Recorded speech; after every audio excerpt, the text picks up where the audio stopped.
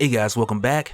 So now we're getting back into our talks of Symbiote Spider-Man King in Black. And at this point, with getting into the conclusion of this narrative, which takes place many years before Knull arrives, and with doing so giving us an example of how he's been pulling strings while in his Clintar prison, much like what Donny Cates introduced in the beginning of Venom Volume 4. But here in the conclusion of Symbiote Spider-Man King in Black, with like what Peter David gives us, initially when I read it I was kind of scratching my head like, why?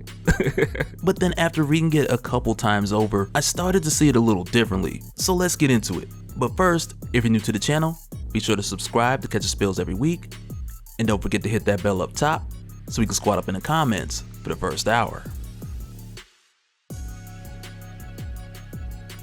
Alright, so jumping in, like at this point, Spider-Man, Monica Rambeau, Rocket Raccoon, and Kang the Conqueror, they all came together and they stopped Mr. E, although most of the work was done by Monica Rambeau. But nonetheless, they pulled it off. But then with stopping him, they then took him to the Collector, and with doing so more so as a solution for imprisonment, rather than Kang's solution, which was just kill this guy. But then Peter was like, no, this is a living creature. It would be better just to lock him up rather than just murder this thing and go on about our day. And that's what they did. They took him to the Collector and they went back and got the Ebony Blade, which is when the Watcher then revealed his involvement by telling Peter and the others that he had sent Ulick to retrieve the Ebony Blade. And we'll talk about more of his reasoning of why in just a little bit. But then it's also here where we go back to the Collector's showroom to where we see Mr. E say a little prayer to the God of the Abyss. And when he did, Knull answered his prayer. And Knull answered very reluctantly, might I add. But even with doing so, he answers the request of Mr. E for him to be restored to his full power, which is pretty much granting Mr. E with the ability to move around without needing a host so that he can find and destroy the Ebony Blade, which is still out there. And when this happens, of course, the Collector, he's just looking like, what in the retroactive continuity is happening here? Like, what exactly am I looking at? But nothing happens with the Collector. Mr. E gets out and he's back on his journey to get the Ebony Blade. But then it's here where we jump back over to nowhere, to where we see Peter, like he clearly knows that it's 5 o'clock somewhere. And I'm pretty sure somebody's gonna be in the comments like, no, it's nowhere, K-N-O-W. Like, it's nowhere, not nowhere. Like yeah, I know. Where? But at this point, after retrieving the Ebony Blade, running into Ulick once again, and the Watcher returning, it's here where the Watcher tells him, like, after seeing the future concerning Knull and what's to come, the Watcher understands that this Ebony Blade, it can play a critical role in that. And this is why he took it upon himself to get Ulick to retrieve the Ebony Blade, because he knows that in the right hands that this sword could really do some damage, which is something we got a glimpse of within the King in Black Black Knight tie-in when we had seen the Black Knight use the Ebony Blade in the future. But even in this case, the Watcher's not referring specifically to the Black Knight, and in no way is the Watcher implying that he would use it himself, which he makes clear when he reminds them that he's sworn to only observe. And I guess like in the case of the Watcher, like hiring some help, that's considered observing, so let me write that down. But with the Watcher making his statement on observation, air quotes, Kang quickly volunteers himself to be the person to wield the Ebony Blade, because I mean, why not? I mean, like, this is his opportunity to shoot his shot. But even with Kang volunteering, Monica reminds them that the use of the Ebony Blade is something that's been suited best for the Black Knight, which at this time is an issue since the Black Knight is on the injured list, and Peter at this point is well on his way to the achievement unlocked status of alcohol poisoning. But with Peter once again throwing back his drinks and re-evaluating the ridiculousness of this entire scenario, and in the tone of just playing with the argument between Monica and Kang, and he more or less tells them like, if they want to get hostile, we can do that. Bring on Shadow Boy. And as soon as Peter says that, Mr. E enters the lobby. And when he gets there, the first thing that Mr. E does is he takes the Ebony Blade from the Watcher, which is a huge flex by the way, and not so much by taking the Ebony Blade from the Watcher, but with palming the Watcher's head. Like, I'd imagine that a lot of energy and concentration was spent for Mr. E to achieve such a task. But seriously, but it's here where Peter, he pulls himself back in and he takes a swing at Mr. E, because after their last fight, Peter and his symbiote have pretty much figured out how to make contact with Mr. E, which for the most part was really just a trial and error type of thing, with Peter realizing while he was fighting that he needed to let go and let the symbiote figure it out, to where at that point it was more of a matching frequencies type of thing. And it feels weird kind of making that comparison between like a symbiote and a shadow creature's frequency, but I guess when you think of it of light having a frequency, which then has its different wavelengths, to where like there's only so much we can see in the middle before it's too low in infrared or too high in ultraviolet. And in this case, somewhere along those lines, Mr. E, he still lands somewhere on some frequency, which allows the symbiote to at least find it at some point where it's at. But with Peter making contact and punching Mr. E out of the bar, like out the window, Mr. E then goes on to tell him like he's on his way to destroy the galaxy. And when he says that, Peter's more or less like, well, I guess that makes us the Guardians of the Galaxy. And Monica quickly tells him like, pretty sure that's another group, which at this time I believe was very much a 31st century type of thing. But either way, Rocket's like, shut up, I like it, I'm taking it. And it's kind of just brushed over from there. But this time around, with Mr. E coming back, they all then try to use the previous method which they had used to capture him the last time. And when this happens, it's very much like it's something that Mr. E had figured out when Peter had drew contact with his first punch that had knocked Mr. E out of the bar. Because now that Knull has fully restored him, he's not stuck to the limitations of either needing a host or just being completely helpless without one. And this is why with trying to capture him again, they're once again in uncharted territory. With nothing working, and even Monica's light frequency that she used before, like it's doing nothing now. But with this happening, like Peter, he goes for the smartest move in the room, like he just goes for the blade. Because it makes sense, like if you can't touch him, just take the blade. But even with Peter webbing the blade, like just 1-to-1, he's not stronger than the full version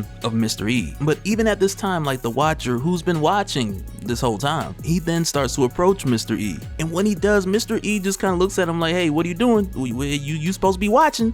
Like that's all you're supposed to do, you can't interfere. But with him continuing to approach Mr. E is pretty much like, what am I supposed to do, cower because you watching closer? And he just asks the Watcher like, what are you gonna do? And the Watcher's just like, watch me. And he just blasts Mr. E with his cosmic rays. And when this happens, it's kind of like, well, okay, well they did come from his eyes, so technically the Watcher was watching. But even still, at this point, we all know good and well that the Watcher, like his vow to never interfere, like it means nothing, because if he feels that he needs to, he will. But with this happening and Mr. E losing his grip of the ebony blade, Rocket jumps in, catches it, and stabs Mr. E immediately. And when this happens, it does absolutely nothing. But Mr. E, he puts on a bit of a show like he is dying, as if like he was actually in pain. And like right away in my mind, like my mind just goes right back to Buffy the Vampire Slayer. And this is a throwback because it came out like in 92 or 93, but this film had to have had the most over dramatized, not really dead death scene that I've ever seen in a film, because the dude took a stake to the heart and just kept coming back. And I think he was even still dying in the post-credit scene, which was just genius humor, like it was so unexpected, and probably Joss Whedon's idea at the time. But then it's very comparative to here with everyone seeing Rocket Raccoon stab Mr. E with the ebony blade, because effectively that was supposed to kill him. But when it doesn't kill him, it's here that they realize that it's who wields the ebony blade that plays a big part on how effective it is, or even what effect it takes when it's being used. And when this happens, the Watcher gives Monica Rambeau a very Doctor Strange Endgame look, which is more or less that look of, okay, that's where you come in. And when this happens, the result is very different when Monica Rambeau takes the ebony blade from Mr. E, stabs him with it, and overcharges him with ultraviolet light, which in this case only works with the addition of the ebony blade. And when this happens, we see the destruction of Mr. E, which could be a permanent thing moving forward. Like this could be like the death of Mr. E, which I'm pretty sure it is, but if not, we'll probably see something where he was sent like to the shadow dimension, who knows. But then after this, like with the Watcher, who's capable of time travel, like he tries to take Monica into the future, into your current King in Black event to where she can face off with Knull, but it doesn't work, and Uatu tells him that it's because the other Watchers, they're preventing him from stepping in and making this change. But even with this being the case, like you and I know good and well that somewhere Marvel's editor-in-chief, C.B. Cebulski, is just like, hey, I can't go for that. And that's the real reason why the Watcher's time travel didn't work here. Because with it being symbiote Spider-Man within itself, like these narratives have to be super self-contained. But as the reader, we go in knowing that, like it's to be expected. But with the time travel solution not working, they all then head back to Earth, and Monica then uses the ebony blade to destroy the eclipse that is in front of Earth's sun, which Knull had used Mr. E to bring forth, which was like your Shadow Realm manifestation of a ripple in time, which Mr. E was supposed to use to release Knull sooner. But then also, like with destroying it, Monica says, whoever you are, I hope you feel this, which very much feels like a reference to what Dylan would say much later on. But also with this happening, Knull did feel it, and it did hurt, and he goes on to mention that whoever did this, they'll live to regret it. but they won't live very long. And it more or less gives us the indication that Knull has it out for Monica Rambeau, which I doubt that we'll see play out within the conclusion of King in Black, because personally I just want to see Eddie on every page of that issue, but it does give us the indication of Knull's interest in the Ebony Blade and also him having it out for Monica Rambeau.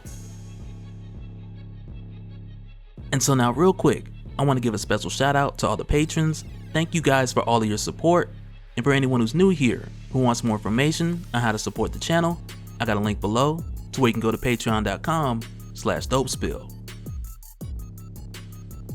But that'll do it for this one, guys. So everything ends, everything's back to normal, and the Watcher pretty much erased everyone's memories, so that way history is not affected by the remnants of these events. And I gotta say, like personally, I was kind of waiting for Peter Parker to go up against Knull in some way or capacity, but I also kind of feel like with the extra tie-ins and the finale being pushed back to next week, that it really just seems like some things were changed here that otherwise would have played out differently. And really, I have no additional information to like solidify that theory or that thought, but it was just one of the things that I took away from it reading this series in its entirety. But either way, let me know you guys' thoughts down in the comments below, and we'll do it again in the next one.